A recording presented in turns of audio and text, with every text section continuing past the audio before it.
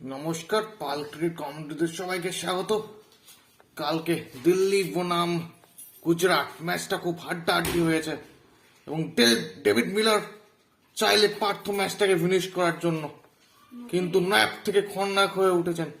যেভাবে David Miller মারতে শুরু করেছিলেন, সেখান থেকে ম্যাচটা কিভাবে দিল্লির হাত থেকে বেরিয়ে গেছে দেখুন একবার।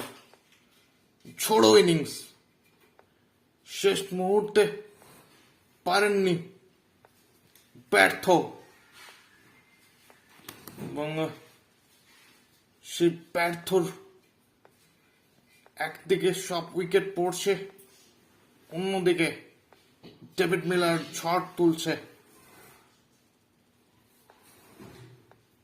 সেই ডেভিড মিলার এইখান থেকে ম্যাচটা পার করতে পারেননি। দেখুন একবার, ডট এবং হেরে গেল, সেই জেতা ম্যাচ হেরে গেল দিল্লি, খলনায়ক হয়ে গেল মিলার।